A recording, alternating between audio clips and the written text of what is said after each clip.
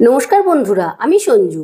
আজ আমি একটা ডিম দিয়ে 4 জনের রান্না করব, আর সেটা হবে দারুণ সুস্বাদু আর একদম ঘরে থাকা উপকরণ দিয়েই তৈরি করব। তার জন্য দেখো আমি আজকের রেসিপি মসুর ডাল দিয়ে ডিমের বড়ার ঝাল। আর দেখো তার জন্য আমি মাঝারি সাইজের 4টে আলু নিয়েছি, আর আলুগুলোকে ভালো করে ধুয়ে এরকম বড় বড় করে কেটে নিয়েছি। আর এইদিকে 150 গ্রাম মসুর ডাল ভালো করে ধুয়ে মোটামুটি ধরো 2 ঘন্টার মতো ভিজিয়ে রেখেছিলাম। এবার এটাকে 3টে কাঁচা লঙ্কা দিয়ে একদম শুকনো শুকনো করে মিক্সিতে বেটে নেব। দেখো ডালটা বেশ শুকনো শুকনো করে বেটে নিয়েছি। এবারে দিয়ে দিচ্ছি একটা ডিম, দিয়ে দিলাম পরিমাণ মতন নুন, ঝালের জন্য হাফ চামচ শুকনো লঙ্কার গুঁড়ো, 1 চামচ আদা রসুন বাটা, অল্প একটু হলুদের গুঁড়ো, আর দিয়ে দিচ্ছি পেঁয়াজ কুচি। এখানে আমি ছোট সাইজের একটা পেঁয়াজকে কুচিয়ে নিয়েছি। এবারে সমস্তটা দিয়ে এটাকে ডালটাকে বেশ ভালো করে মেখে নেব, মানে ফেটিয়ে নেব। ডালটা কিন্তু যত ভালো ফেটানো হবে বড়াগুলো খেতে কিন্তু ততটাই সফট হবে।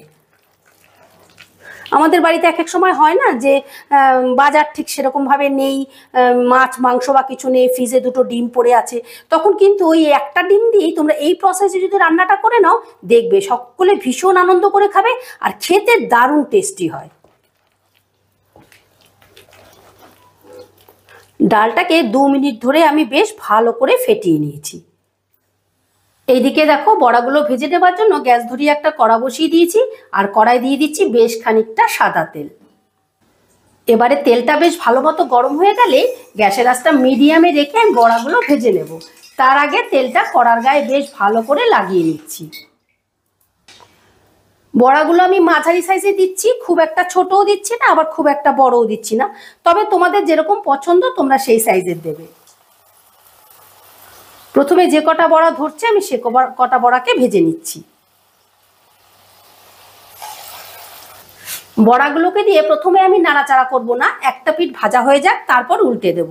আর গ্যাসের আঁচটা কিন্তু অবশ্যই লোতে রাখবে, না হলে ভেতর থেকে ভাজা হবে না। আর লোতে রাখলে কি হবে, বেশ আস্তে আস্তে ভেতর থেকে বড়গুলো ভাজা হবে, বেশ মুচমুচে হবে। বড়াগুলোর একটা সাইড ভাজা হয়ে গেছে, এবারে আমি উল্টে দিচ্ছি।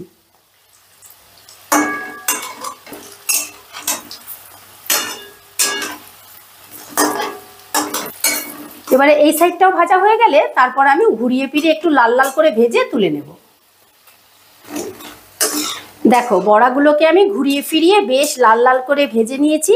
এবারে বড়াগুলোকে তুলে নেব, আর এই একই প্রসেসে সমস্ত বড়াগুলি ভেজে নেব। আর তোমরা এই বড়াগুলো কিন্তু ডাল ভাতের সাথেও খেতে পারো, দারুণ লাগে খেতে। দেখো সমস্ত বড়াগুলোকে আমি বেশ লাল লাল করে ভেজে নিয়েছি। এবারে ওই বড়া ভাজার তেলেই আলুগুলোকেও ভেজে নেব। দিয়ে দিলাম অল্প একটু নুন, দিয়ে দিচ্ছি অল্প একটু হলুদের গুঁড়ো। এবারে গ্যাসের আঁচটা বাড়িয়ে দিয়ে নুন আর হলুদ দিয়ে আলুটাকেও বেশ লাল লাল করে ভেজে নেব। আলুর পরিমাণটা তোমরা তোমাদের সুবিধে মতন দিও, মানে বাড়িতে যেরকম সদস্য আছে সেই বুঝে নিও।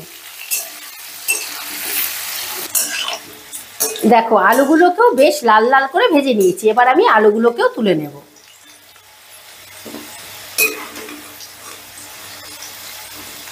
এবারে ওই তেলেই দিয়ে দেবো ফোড়ন। ফোড়নে দিচ্ছি 2টো শুকনো লঙ্কা, একটা তেজপাতা, দিয়ে দিলাম হাফ চামচ গোটা জিরে। এবারে গ্যাসের আঁচটা একদম লোতে করে দিয়ে ফোড়নটাকে একটু নাড়াচাড়া করে নেব। ফোড়নটাকে একটু ভেজে নিয়ে দিয়ে দিচ্ছি আমি পেঁয়াজ বাটা। এখানে মাঝারি সাইজে 2টো পেঁয়াজকে বেটে নিয়েছি। পেঁয়াজটাও হালকা করে ভেজে নেব,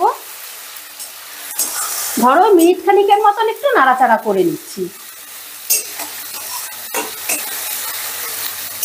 পেঁয়াজটা একটু ভাজা ভাজা করে নিয়ে দিয়ে দিচ্ছি আদা আর রসুন বাটা। বাটিটা ধুয়ে অল্প একটু জল দিয়ে দিলাম। এবারে পেঁয়াজ আদা রসুনটা বেশ ভালো করে কষে নেব, মানে যতক্ষণের কাঁচা গন্ধটা থাকবে ততক্ষণ কষে নেব।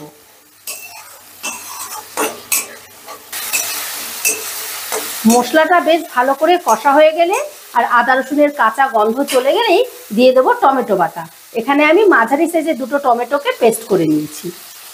একই সাথে দিয়ে দিচ্ছি কাঁচা লঙ্কা বাটা। এখানে আমি 4-5টা কাঁচা লঙ্কা ঝালের জন্য দিয়ে দিলাম। তোমরা ঝালটা যেরকম খাবে সেরকম দিও। আর এবারে আবারও আমি প্রায় 3-4 মিনিটের মতন কষে নেব, মানে টমেটোর কাঁচা গন্ধটা যতক্ষণ থাকবে ততক্ষণ কষে নেব। টমেটোর কাঁচা গন্ধ গ্রেভিতে থাকলে কিন্তু একদমই খেতে ভালো লাগবে না, তাই ভালো করে কষে নিতে হবে। আর এবারে কিন্তু গ্যাসের আঁচটা আমি একদম ফুল করে দিয়েছি। মশলাটা বেশ ভালো করে কষে নিয়েছি। এবারে দিয়ে দেব গুঁড়ো মশলা। দিয়ে দিচ্ছি স্বাদ মতো নুন, পরিমাণ মতো হলুদের গুঁড়ো, 1/2 চামচ জিরের গুঁড়ো আর 1 চামচ ধনের গুঁড়ো। দিয়ে দিলাম 1/2 চামচ শুকনো লঙ্কার গুঁড়ো আর দিয়ে দিচ্ছি 1 চামচ কাশ্মীরি লঙ্কার গুঁড়ো। এটা আমি কালারের জন্য দিচ্ছি, তোমরা নাও দিতে পারো। এবারে দিয়ে দিলাম অল্প একটু জল। অল্প একটু জল দিয়ে এবারে মশলাটাকে বেশ ভালো করে কষে নেব। ধরো 4-5 মিনিটের মতন কষে নেব। যতক্ষণ না মশলাটা তেল ছেড়ে দিচ্ছে ততক্ষণ কষতে থাকবো। আচ্ছা, এরই সাথে দিয়ে দিচ্ছি টেস্টের ব্যালেন্সের জন্য চিনি। এবারে মশলাটাকে আমি বেশ ভালো করে কষে নিচ্ছি।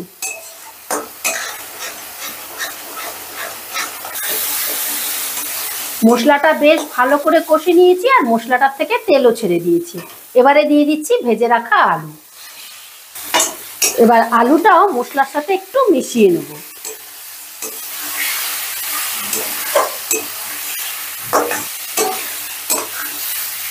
আলুটা মশলার সাথে বেশ ভালো করে মিশিয়ে নিয়েছি। এবারে গ্রেভির জন্য দিয়ে দেব জল।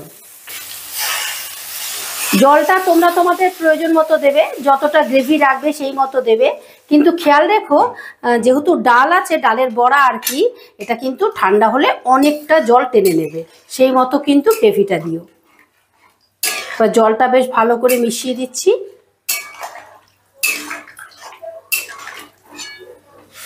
এবারে ঝোলটা ফোটার জন্য, আলুটা সেদ্ধ হবার জন্য আমি 3-4 মিনিটের মতন ঢাকা দিয়ে দিলাম। এবার 50% যখন সেদ্ধ হয়ে যাবে তখন আমি বড়াগুলো দিয়ে দেব।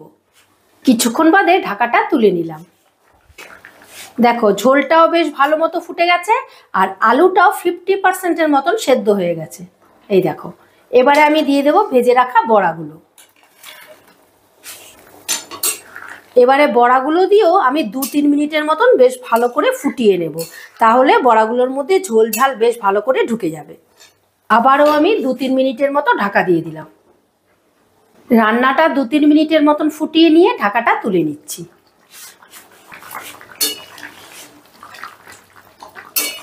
দেখো বড়াগুলো ঝোলে পড়ে কিরকম ফুলে গেছে।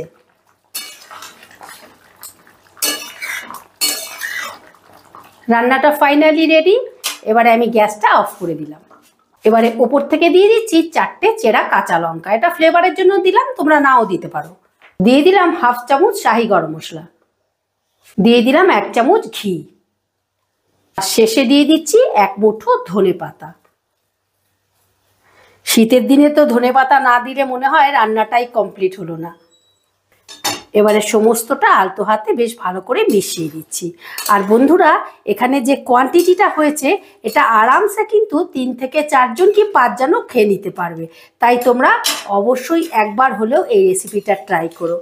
দেখো দেখো অসাধারণ হয়েছে, দারুণ খেতে আর দারুণ ফ্লেভার। তাই একবার ট্রাই করো আর আমাকে কমেন্ট করে জানিও রান্নাটা কিরকম ছিল। এবারে 2 মিনিটের মতো স্ট্যান্ডিং টাইমে রেখে তোমাদের পরিবেশন করে দেখাচ্ছি। আশা করি রেসিপিটা তোমাদের ভালো লেগেছে। আর ভালো লাগলে অবশ্যই একটা কমেন্ট করে জানিও। আর আমার চ্যানেলটা সাবস্ক্রাইব করতে ভুলো না যেন। আবার দেখা হচ্ছে নতুন কোনো ভিডিওতে। ঠিক আছে, টাটা।